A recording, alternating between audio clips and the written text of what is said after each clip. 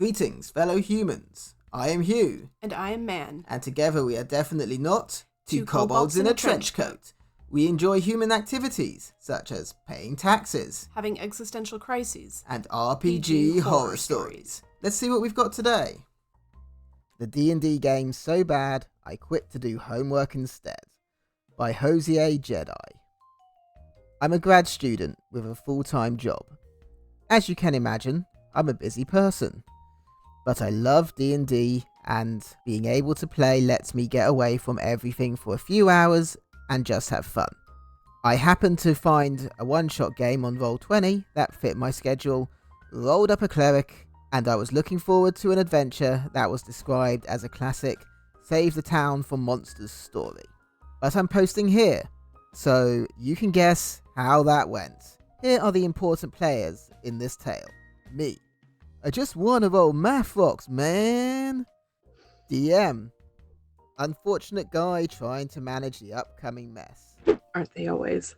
They are the eternal babysitters. Paperboy. Problem 1. Immature.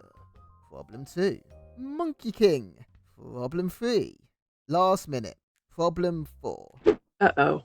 Everyone's just a problem here, apparently. I mean, you know the saying, if everybody's the problem, then maybe you're the problem. Yeah, that can often be the case. So I guess we'll see. We will see. Spoiler. One of these four will be kicked from the game before it even starts.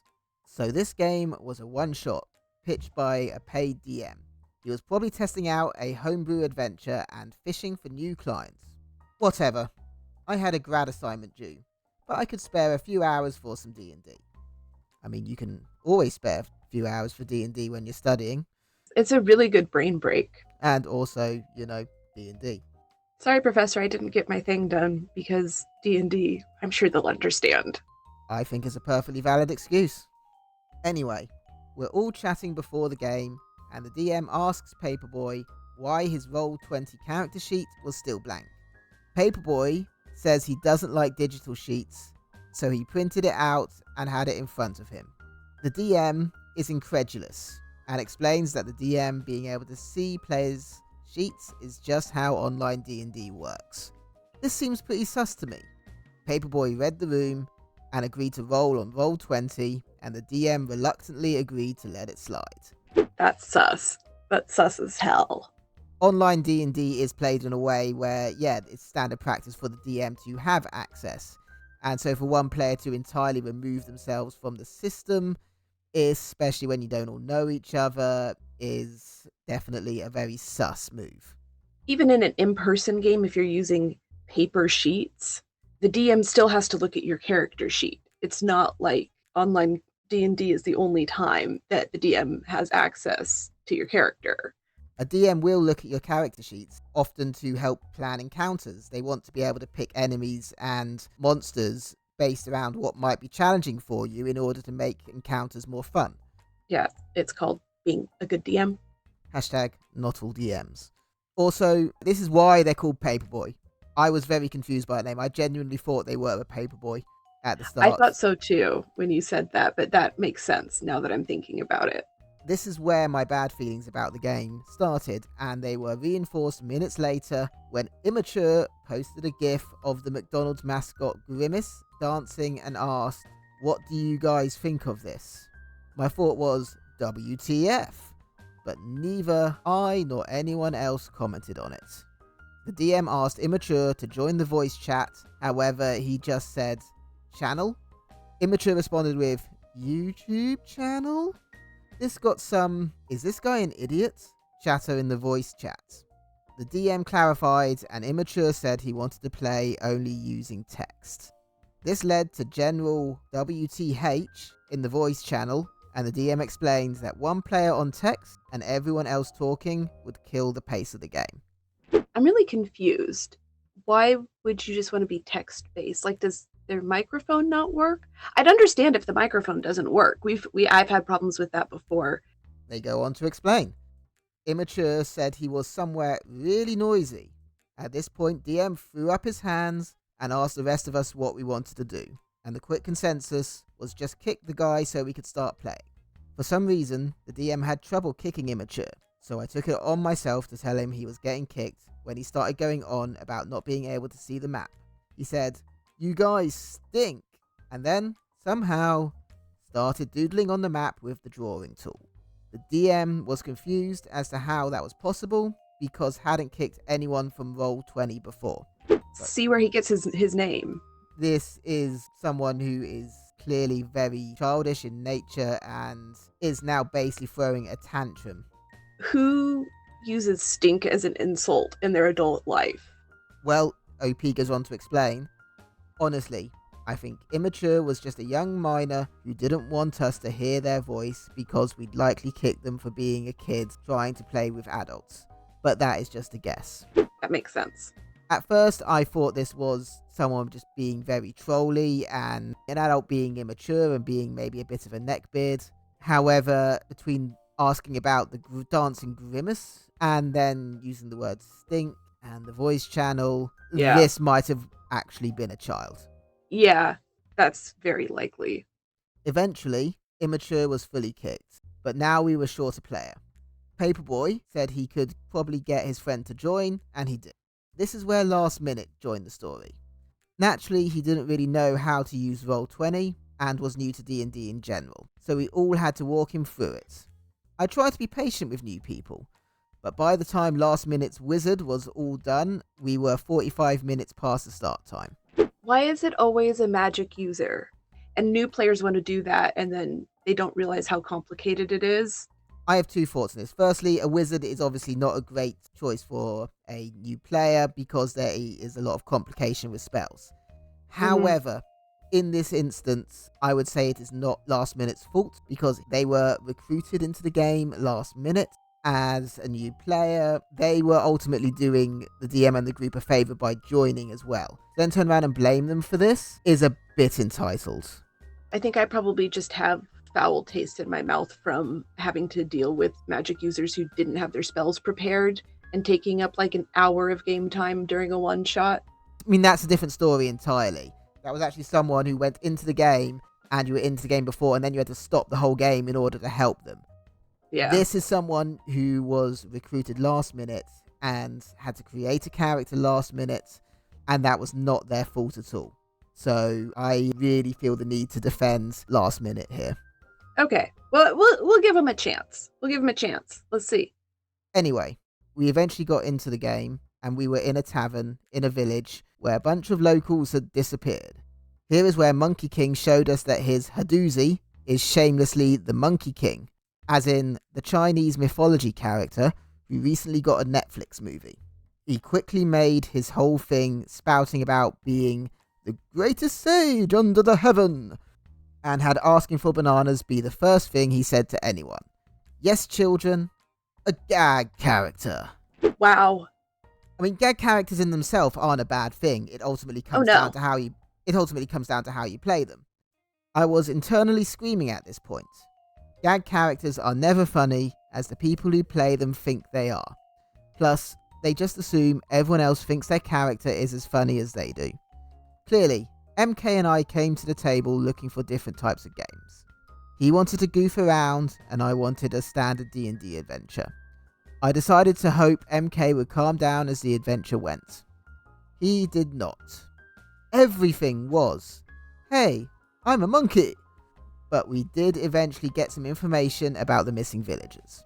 As we were about to head out, Last Minute announced that, after all this time, he hadn't bothered to give his wizard equipment. At all. The DM was not pleased that the party suddenly had to wait around for one guy to go shopping. I was on my last drop of patience, and my grad school homework was looking more and more fun by the second. That just sounds like utter chaos, and not even necessarily because you have...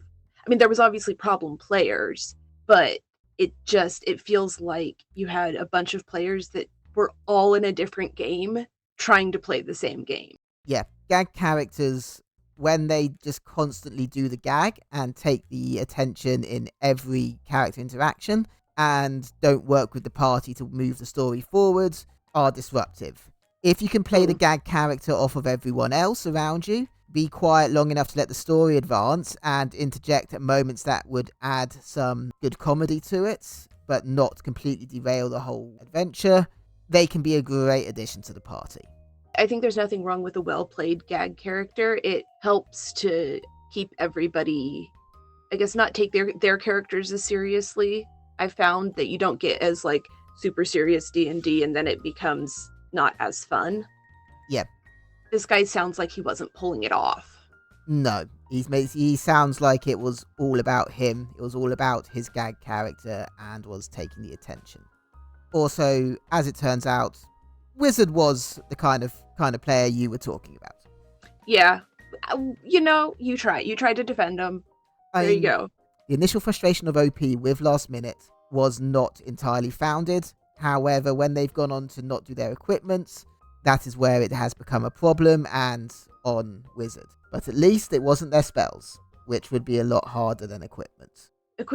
Shopping takes forever, though. Well, maybe it feels like forever when you're not the one shopping. If you don't know exactly what you want or you are looking for something that the DM just doesn't have available, sometimes it can take a while to do shopping, and it's better to do that when you're not in a one-shot. Exactly, though I'm confused as to why it was shopping and not just the DM going over an equipment list and going, right, you have this, this, and this. That's also, I think, was a mistake on the DM's part. Like, I'm not blaming the DM because everybody has lapses in judgment. If they forgot to assign their starting equipment, surely the DM should just go through and assign it. That would be the easy thing to do. And then we get to the last straw. Last Minute went off and tried to buy a magic staff from the local blacksmith. The DM didn't bother to hide his incredulity in the voice of the blacksmith as he explained to the wizard that you can't just buy magic staves at the same place you get horseshoes, because D&D isn't Skyrim. D&D is not a video game. I know it's really close to a video game. When it comes to acquiring magic items, it's not the same. No, and also this is a one-shot. It's not really the time for extensive shopping. One-shots are traditionally, here's the assignment, here's the mission, make your way to the location, complete the mission. At this point, I was past my limit on stupid for one day. I cut in saying, this clearly isn't the game for me. I'm out. Have a good game. I then left the call and had to go for a walk to calm down. I was that aggravated. On the upside, I grabbed some coffee while I was out, came home, and knocked out my assignment.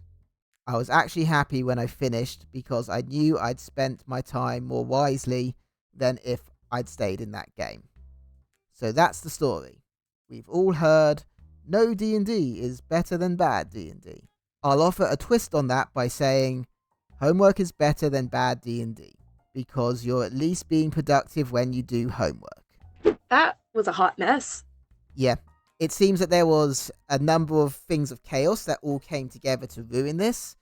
I would like to hear more of how Monkey King derailed it to see just how bad they were.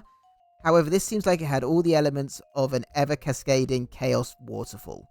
Once the first thing happened, it triggered other things to happen, and it just got worse from there.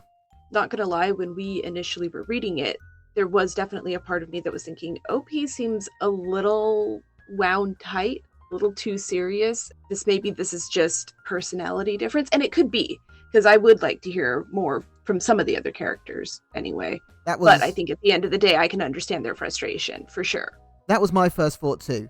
I read the first couple of paragraphs and thought OP seems very highly strung and might be being a bit judgmental of other players in their party. However, after reading the whole thing, it does seem like a general cluster of chaos. Absolutely. I would agree with that. Like I said, I think we had 5 different people in 5 different games. One of the problems with doing a one-shot just from a random thing on Roll20 is that this is kind of the gamble that you take. Everybody coming in with a different style and a different approach. And because it's a one-shot, you can't have time to work out the differences. I mean, if the DM was billing it as a serious classic D&D adventure, players should have known what it was going into it. Even with serious classic D&D adventures, there's always room for a little chaos. Always. You can't take me too seriously. No. This is why you always need to add a kobold. Absolutely. Kobolds make everything better. Exactly. Hey, Hugh. What, man? A tree blight covered in bacon jumps out of the forest at you. What's it called? I don't know, Hugh. What's it called? A hambush. And with that, we have definitely not been two kobolds in a trench coat. Be sure to like, comment, subscribe, and make the necessary sacrifices to Tiamat. We'll see you next time.